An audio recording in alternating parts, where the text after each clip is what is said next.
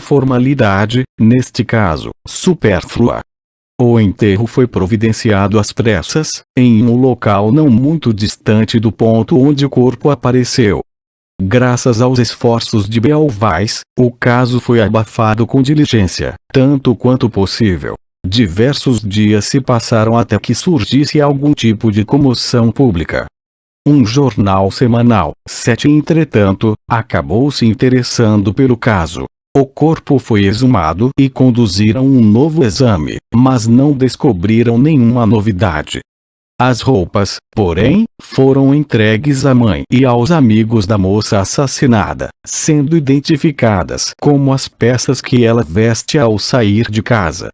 Enquanto isso, o alvoroço crescia a cada hora.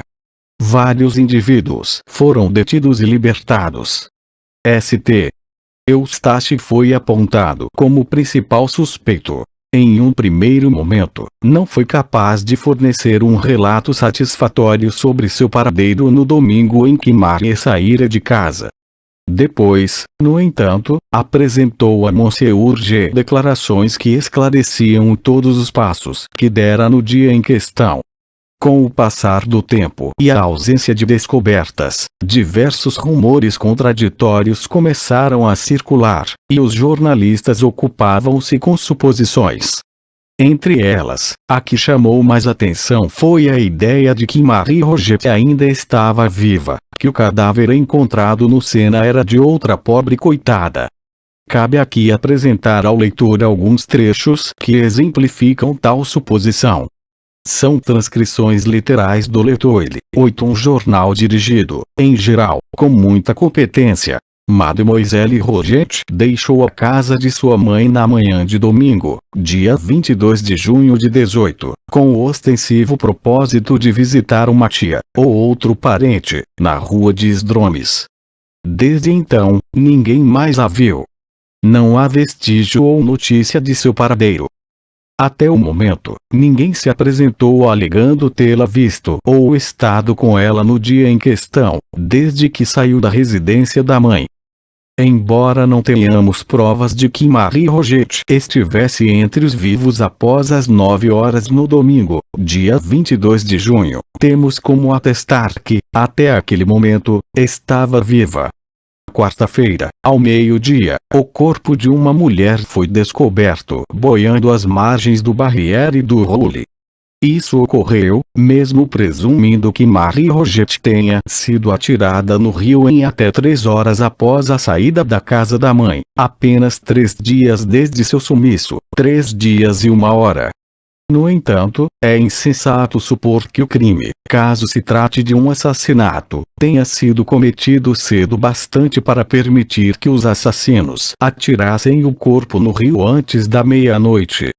Os culpados por delitos tão horrendos costumam escolher a escuridão, e não a luz. Assim, acreditamos que se o corpo encontrado no rio fosse de Marie Roget, só poderia estar na água há 2 dias e meio, ou 3 fora da água. A experiência atesta que corpos afogados ou atirados na água imediatamente após uma morte violenta levam de 6 a 10 dias para atingir um estado de decomposição suficiente e emergir boiando na superfície.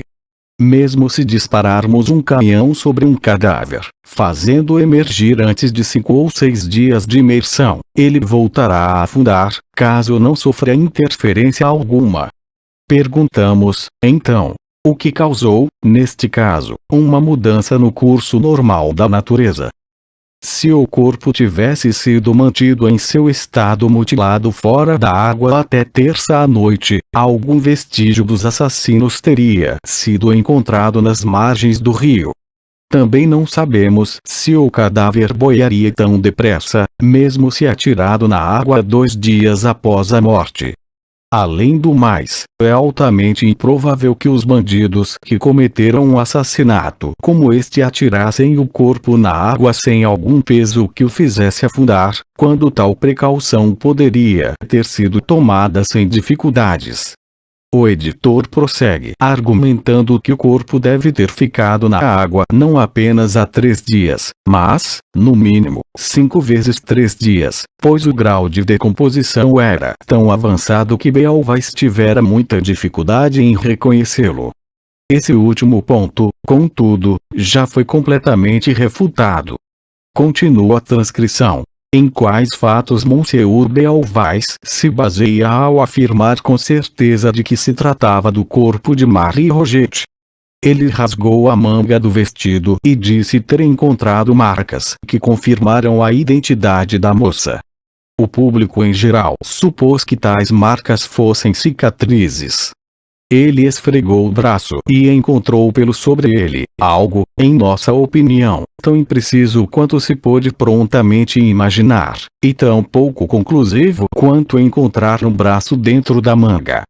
Monsieur Bealvais não retornou naquela noite, mas mandou um recado para Madame Roget, às 7 horas na noite de quarta-feira, avisando que a investigação acerca da morte de sua filha estava em andamento.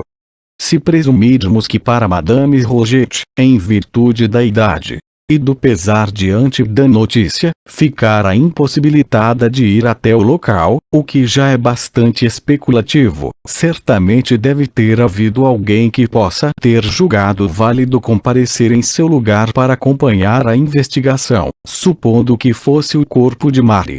Ninguém apareceu no local. Ninguém disse ou ouviu algo sobre o assunto na rua Pavée St. André, sequer os moradores da pensão. Monsieur St.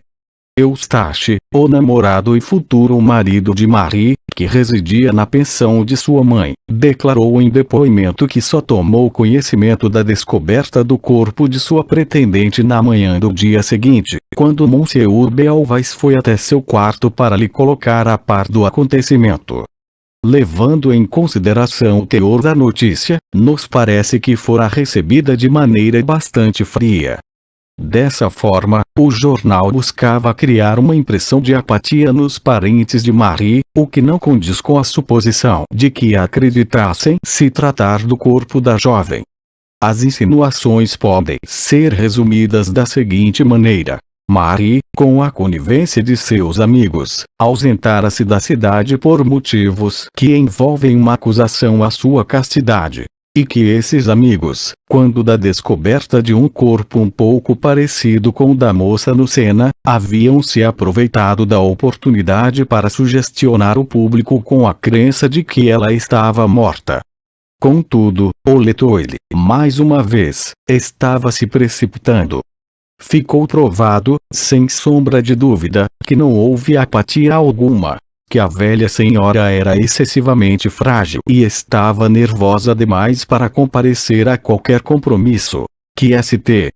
Eustache, longe de ter recebido a notícia com frieza, ficara atordoado de sofrimento e reagira de maneira tão frenética que Monsieur Bealvais tivera de pedir que um parente amigo cuidasse dele, o que impediu que estivesse presente no exame realizado após a exumação.